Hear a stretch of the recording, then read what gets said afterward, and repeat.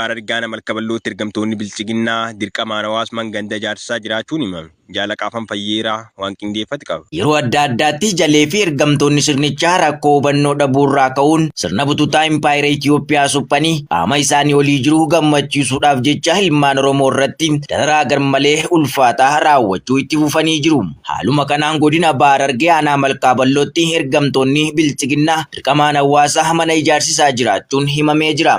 Aanaa Malkaaballoo Haraddaa fi Qabsoo jedhamuun beekamutti milishoonnii fi ergamtoonni bilchiginnaa hundi waliin ta'uun maqaa misooma Haraddaa jedhuun waajjira dabalataa ulaa 18 akka ijaaraniif torban lamaaf hojii dhuunfaa isaanii irraa dhorkuun dirqamaan mana gandaa ijaarsisaa jiraachuun jiraattonni Haraddichaa addeessan. Akka jiraattonni Haraddichaa himanitti ergamtoonni bilchiginnaa yeroo adda addaatti maqaa misoomaa jedhuun hawaasa iraarsaa kan oolan yoo ta'u, yeroo ammaa kana ammoo addatti maqaa misoomaan hawaasa hojii dhuunfaa isaarraa dhorkuun gara hojii mana gandaa ijaaruutti bobbaasaa jiraachuun jiraattonni Haraddichaa har'aata biyyoolessa Oromiyaatti himanii jiru. Godina Wallaggaa Diggaa magaalaa Ijoo Guddattuu keessa loltoonni bilchiginnaa wal isaanii yoo walidhani aana guutuu gidda irraa immoo hawaasa nagaa irrattidha reebichaaf gubaati manneen raawwachuun ibsa.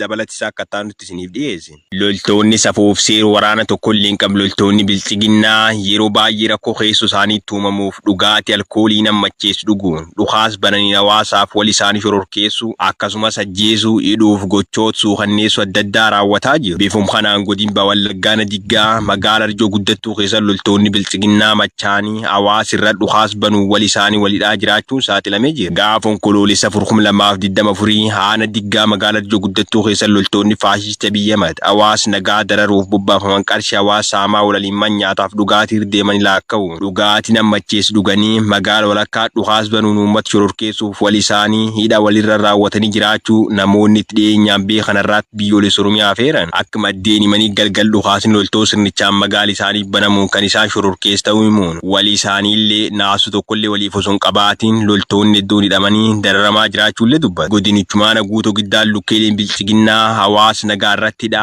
reebichaaf gubaati manneen raawwachuun ibsamee jira. Aana guutuu giddaa gandmad jaalala jedhamerra loltoonni faashista biyyamat akkuma amali isaanii hawaasa dararuutti fufuun maqaan isaa Haamme Mahammad jedhamu gaafa onkoloolessa 2024 ganam sa'aatii 4tti itti dhaquun hidhata waraana bilisummaa Oromoo qabdu maqaa jedhuun mana isa barbadeessanii jiraachuu jiraattonni gandichaa har'aatti biyyoolessa Oromiyaa feeran. Kana malees gaafa fulban 2024 abbaa isa mana dhabuun daa'imni xiqqaa umrii 10 kan maqaan isaa Hariifa Naas jedhamu qabu muura isaanii gandi kanaaf keessatti argamtu agabbaan kedhuuf ittiin baati jechuun tursiisanii erga abbaan isaa obbanaa saasan bakki ilmi isa hidhamee ilmoo isa baasuuf dhaqnaan reebicha matarraan ga'u yeroo ammaa kan du'aaf jireenya gidduu jira. Miidhaa erga'eenis hospitaalli Federaal Yuunivarsiitii Wallaggaa kan maqaan Naqamteetti argamu yaalamaa jiraachuullee jiraattonni gandichaa irratti biyyoolessa Oromiyaa feeran. Godina Kibbilicha garaan ammayyaa loltoonni faashista biyyamat nam tokko ajjeesuun tokko immoo harka irra rukutuun himame. Jaalagummaa bal'inni isaa akka taanutti isiniif dhiyeessi. Dhiiga namoota qulqulluu dhangalaasee umurii aangoo isaa waan dheereffatu kan itti fakkaatu murni nama nyaataan bilchiginnaa golee Oromiyaa mara keessatti sababa garaagaraa itti maxxansuun uummata nagaa ajjeesuu, hidhuu, saamuu, madeessuu fi dararuu cimsee itti fufeera. Haaluma kanaan godina Kibba Lixa Shaggar aanaa ammayyaatti loltoonni faashistii Abiyyi Ahmed kun jiraataa tokko ajjeesuun tokko immoo madeessuun beekamee jira. Gaafa onkoloolessa 6 bara 2024 aanaa ammayyaa ganda Ciroo Laalaa jedhamu irraa loltoonni naamusa waraanummaa hin qabne mana isaatti ol seenuun nama maqaan isaa Mubaarak Shallamaa jedhamu rasaasaan harka rukutuun madoo ulfaataa irraan gahanii jiraachuu maddeen himan. Kana malees ganduma kana irraa gaafuma kana loltoonni harki isaanii dhiiga dhangalaasuu bare badii tokko malee nama maqaan isaa Obbo Hasan Hirphashuu jedhamu hidhata waraana bilisummaa Oromoo qabda maqaa jedhu itti maxxansuun rasaasa itti roobsanii ajjeesanii gatuu jiraattonni gandichaa Oromiyaa Naashinaal Miidiyaatti himaniiru. Namoonni kunneen kan qaama siyaasaa tokkollee hin hordofnee fi hojii dhuunfaa isaanii qofa irratti bobba'anii kan jiraatan ta'uu itti dabaluun ibsameera. Godina Wallaggaa Naqiltuu har'a keessa waraanni gabroonfattuun impaayera Itoophiyaa qabeenya uummata nagaa saamu akkuma tuufanii jiru. Jaalkenna sabaa dabalat qaba. Murni maqaa afaan empaayeratti geggeessaan jira jedhu bilchiginnaan bulchiinsa afaan qawwee diriirsuun uummata nagaa dhoorkatee olii fi gadi goolaa ooluu jabeessuun maqaa adda addaan uummata nagaa xureessuu fi badii isaan hin qabneen yakkee hiraarsaa jira. Dhugaan jirtu garuu Oromummaan yakka ta'uu malee kan balleesseef balleessaa qabaniif akka hin taane inni beekama. Haaluma kanaan waraanni goolessaan empaayera Itoophiyaa guyyuu ilmaan Oromoo Oromoo gidirsuun kan amala itti ta'e biltsiginnaan onkololeessa 8/2024 godina lixa Wallaggaa aanaa Qilxuu Kaarraa ganda Guyyoo Lalisaa jedhamutti mana obbo Ummaatii Ejjetaa jedhamutti itti seenuun qabeenya mana keessaa saamanii kan hafe caccabsanii yoo deeman re'oota 3 oofatanii deemus maddeen arraata biyyoolessa Oromiyaatti himan. Yeroo ammaa Oromiyaa keessatti waraana biltsiginnaatiin gochi hammeenyaa uummata nagaa irratti taasifamu jabaachuun bakkeewwan adda addaatti saamicha qabeenya hawaasaa irratti raawwataniin cinatti jumlaan lubbuu dhabamsiisaa kan oolan yoo ta'u aanuma Qilxuu Kaarraa keessatti torban kana qofa namoonni hedduun ajjeefamuu fi manni gubachuu gabaasuun keenya ni yaadatama. Godin Baarargaan abaddannoo saamichi waraan bilchiginnaan jiraatota irra raawwatam jabaateet fuuf jaalaqaafan fayyeeraa waan qindeeffate qaba. Ergamtoonni bilchiginnaa dantaa fi faayidaa dhuunfaa isaanii qofa durfachuun ilmaan Oromoo ammoo afaan qawwee itti qabanii hacuucuun dararaa hamaa ta'e irratti raawwachaa kan jiranii fi dinagdee uummata Oromoo roga isaaniif danda'ame maraan dadhabsiisuuf halkanii fi guyyaa ifaajaa jiru. Haaluma kana godina Baarargee aanaa abaddannootti saamichi jiraattota irratti raawwatamu jabaatee itti fufee jira. Aanaa abaddannoo Haraddaa Gooroo Wadoo jedhamu keessatti ergamtoonni mootummaa nama nyaataa ergama qaama isaanii olii milkeessuuf jecha ilmaan Oromoo dararuun afaan qawwee itti qabanii maqaa deeggarsa paartii jedhuun qarshii 200 dirqamaan guuraa jiraachuu fi yeroo adda addaatti maqaa kaffaltii gosa garaagaraa itti dha'anii qarshii guuraa kan turan yeroo ammaa kana ammoo bifa haarawaa ta'een saamichi ulfaataan hawaasa irratti geggeeffamaa jiraachuu jiraattonni Araddichaa himan.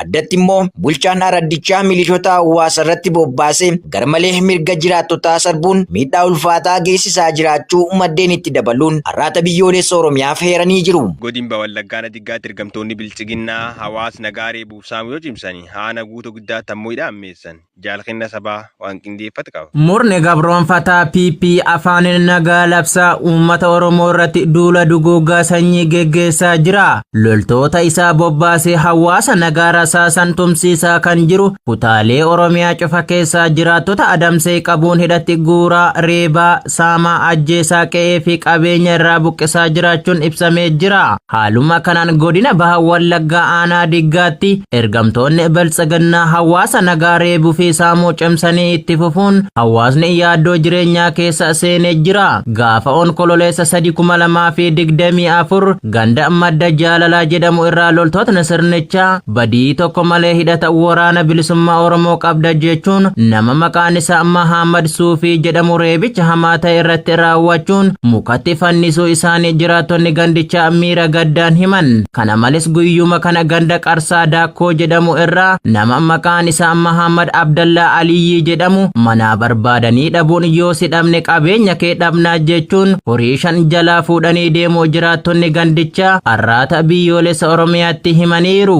Oduu hidhaan wal qabatuun ammoo aanaa guutoo giddaatti loltootni faashist Abiy Ahmed jiraattota hidhatti darbachuu cimsanii itti fufanii jiraachuun ibsameera. Ganda jireenyaa bakka jedhamu irraa namoota maqaan isaanii Galatii Abdiisaa, Ayyaanaa Ittaanaa, Daani'el Dabalaa, Fayyisaa Aagaa, Misgaanuu Waaqtolee, Alamuu Uummataa, Masqaloo Oliiqaa fi Abbushaa Masqaloo kanneen jedhaman badii tokko malee sababa Oromummaa isaanii qofaaf yakkuun gaafa onkololeessa 4/2024 ukkaamsanii hidhatti darbatanii dararaa jiraachuu maddeen ONM dubbise himan. Kana malees aanuma kanatti guyyaadhuma kana ganda Qajeelaa jedhamu irraa nama maqaan isaa Camadaa Tarfaasaa jedhamu badii tokko malee sababa Oromummaa isaa qofaaf yakkuun ukkaamsanii hidhatti darbachuu maddeen itti dabaluun ONM himanii jiru. Waraanniif kaabinoonni bilchiginnaa hawaasni godinaa Wallagga Lixaa fi Abba Booraa akka waltiin ceeneef riqicha addaan kutan jaalurgufa diina dabalachiisa akka taanutti isiniif dhiyeessa. Waraana bilisummaa Oromoo nuti ceesisa maqaa jedhuun sodaatanii lukkeelee fi kaabinoonni PP kutaalee Oromiyaa adda addaa irraa hawaasni wal keessa akka hin deemneef riqicha addaan kutuun hawaasa Oromoo godinatti addaan qoqqoodanii hariiroo dhiigummaa isaa gara diinummaatti hojjechaa jiru.